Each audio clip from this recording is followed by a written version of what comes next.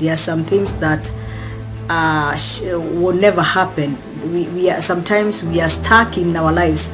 In some situations we are stuck, and we try to pray, we try to believe, but it's not. Nothing is happening. So we take another level of faith. We go for fasting. Moments with Grace. Hallelujah. My viewer, once again, I greet you. How are you? I know. And I know you're good. I know you're good because whenever you decide to come and listen and watch this program, you are good. You are good, and there is a purpose of doing it. So I greet you in Jesus' name, and I want to tell you I love you so much. I honor you and I value you for being my viewer. Last time when we were here, we introduced this topic of prayer and fasting, or fasting, because the most important thing is fasting, because I know we always pray, but we want to add something, fasting. So it is fasting and prayer. So last time when we started, I introduced by saying prayer is a spiritual discipline whereby a man of God, a woman of God takes their time at some point to go for fasting for some reasons, because we say there are some things that will never happen. We are sometimes we are stuck in our lives. In some situations we are stuck, and we try to pray, we try to believe, but it's not. Nothing is happening. So we take another level of faith. We go for fasting. So we were talking about fasting, and we saw the last thing we said was it's a way of humbling ourselves in the sight of God. It is humbling ourselves, because sometimes we go because we are stuck. There are things that are not happening. There is a situation in your life that has been stuck. You have been praying, you call people, you pray, you go to the pastor, you go to the reverend, you go to the servants of God, and it's like the situation is stuck. It's never happening. And Jesus himself said one time, there are things that shall never happen but through fasting and praying. Jesus himself was he was a person, he was used to fasting. He fasted for 40 days and nights. 40 days and nights. That was Jesus. He's a figure who fasted for many days. But we saw Jesus and Moses, that is through the intervention of God that they were able to do it for 40 days. And Jesus did it 40 days and nights. So it was like it was a big fast. It was a huge one. But we saw that we saw several things that we should fast for. So the last thing we said was it is a way of humbling ourselves. And Psalm 69, I'll pick from there now. This is episode 2. I will start by saying you find yourself relying on God more fully for strength when you fast. That's another point. I am adding to the point where we stopped by. It is a way of humbling yourself. So another point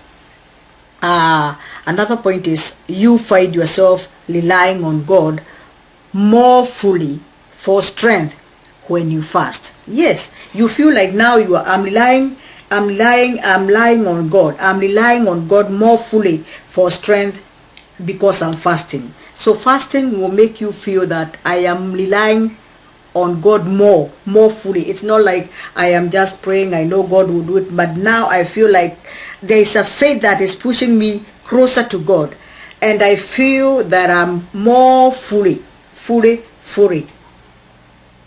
unto God. I'm relying to him. So another thing is fasting and prayer can help us hear God more clearly. When we go to God by fasting and prayer, it will help us hear God more clearly. You know, when people say, I heard God say this and God talked to me, when you go for fast and prayers, you shall hear God more clearly, because you know you have separated yourself. You have gone further for prayers. Now you're not eating, you are not enjoying the medias, you're not eating what you want.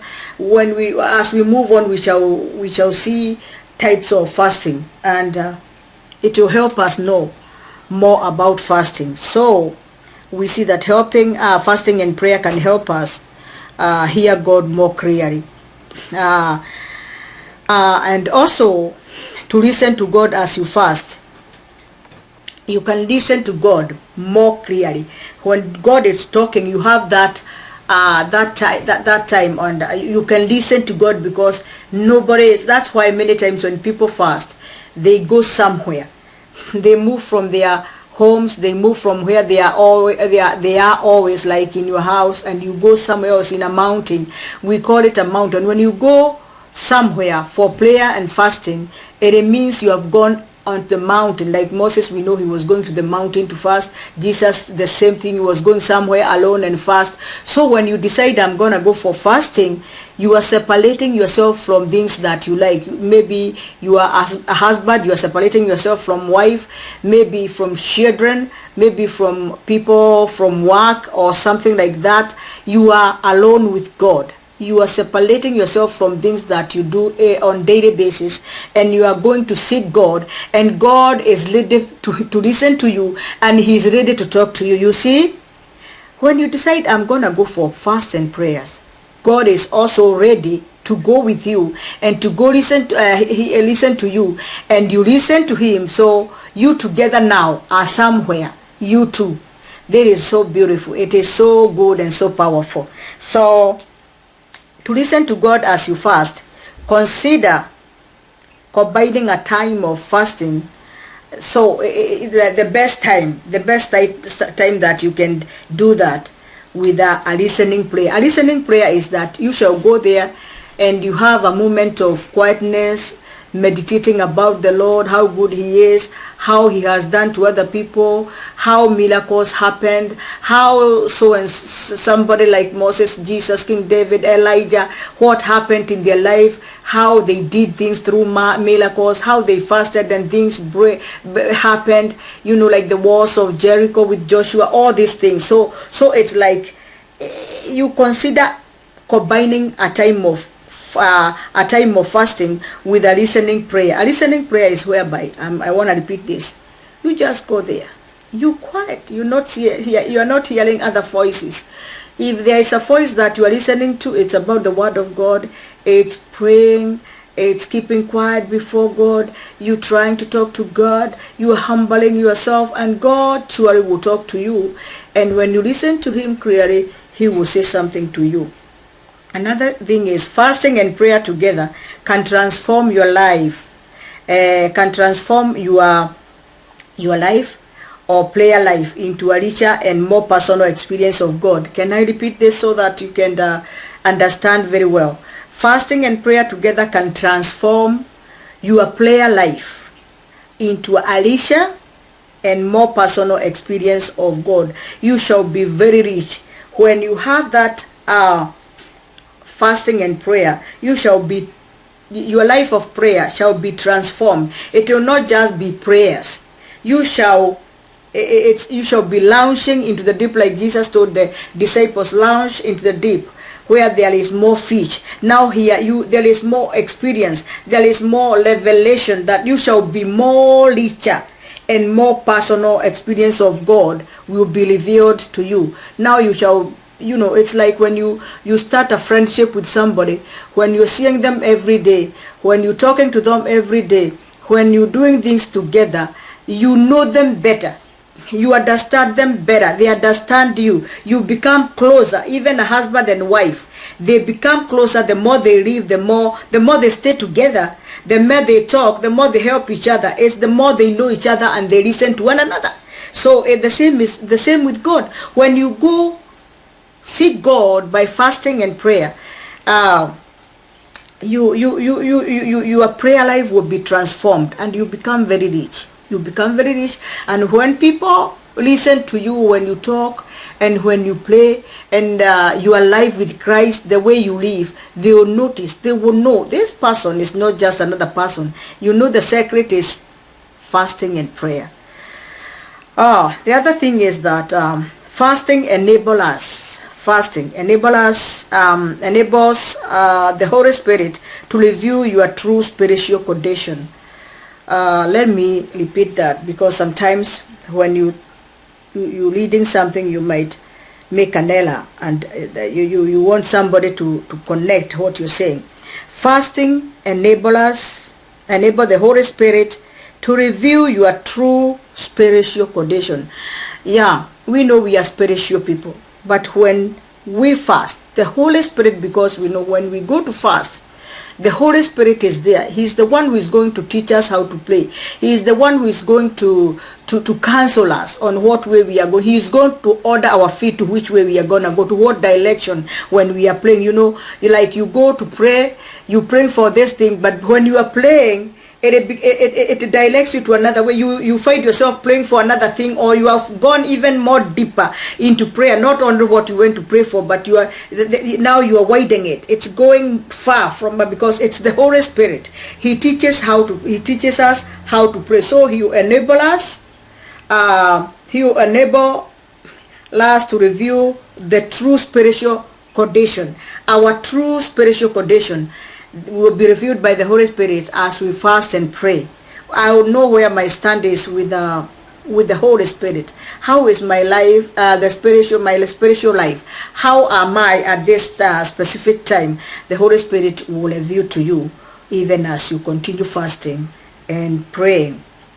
Again, when you see your own brokenness more clearly, you are able to move toward repentance. So when you go for fasting and prayer, when you're praying, you see your own brokenness. When you blow before God, when you are crushed before God, you let God now take his position in your life, in your spiritual life. And when you see your own brokenness more clearly, you are able to move toward repentance. That now you can be able to repent. You are able to be humbled. You feel that I want to repent. You know, sometimes our neck are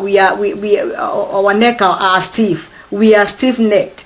Even when we are saved, even when we are living in this Christian life, sometimes we don't repent. We find ourselves like we self-righteousness, like we feel there is nothing we can repent about. I am doing good. I am reading the Word of God. I don't go by arguing with people. So you feel like you good, you righteous. It is not. You need to repent before God, because it's an everyday thing. When in this life, at some point you must be sinning. Sometimes you are angry. You just become mad about something. You talk something with your tongue, and that's a sin. So by fasting and praying, you shall find yourself repenting of things that you have done, repenting of things that you have talked, repenting of some attitude you have shown to people, repenting of things you have meditated, of things you have thought about, evil thoughts. You are not talking to anybody, but you are sinning through thinking. Though all those things, when you're fasting, the Holy Spirit will bring you to that point of repenting. And when you repent, it is like you are cleansing yourself before God, and God will do good things through your fast. Things will start happening by themselves. Doors will start opening. The good things will happen when you're fasting. It is very important to go for fasting. At some point, you need to go for fasting and prayer. And again, when you experience revival in your own life through fasting, the grace and love of God can shine through you into the lives of others. When you are a person of fasting and prayer, your life will shine, and you'll be a good example to people. You cannot be a faster. You cannot be a person who abstain food, or you go for fasting many times and you remain the same again. Your life will shine. Your life will shine into the lives of others. That grace that God will give you will make you shine through the lives of people. So it is always good, because wherever you fast and pray, there is always a revival. There is always a spiritual revival. You are transformed. You are another person now. There is another glory. You have been taken to another level of glory. And when people see you, and when you talk to them, and when you do what you're doing, and when you minister, and when you're doing the work of God, you are going to shine. You know that the grace of God will make you shine. And it is so good. And you shall always change people's lives through the grace of God, and that is through fasting. So that is so good. And it's a very, very good thing. So all those points, you can put them together, and you can always purpose to go for fasting and prayer, and you hear many things, and good things will happen. Like it will help you hear God more clearly, and you shall also be able to listen to God, and you shall also experience personal experience of God, and you shall also break before the Lord. You shall have brokenness before the Lord, and then you shall also have a revival. A revival shall be done through you, through prayer and fasting. I want to remind you before I wind up, always remember to subscribe. This is Kai Kibo TV Kenya, and the program is Moments with Grace, whereby we talk about good things about Jesus Christ, about our Lord, about our salvation, and the life that we are living. Subscribe. Go there, hit the bell, press the word subscription, and you shall be blessed. Until next time, thank you. This is episode 2.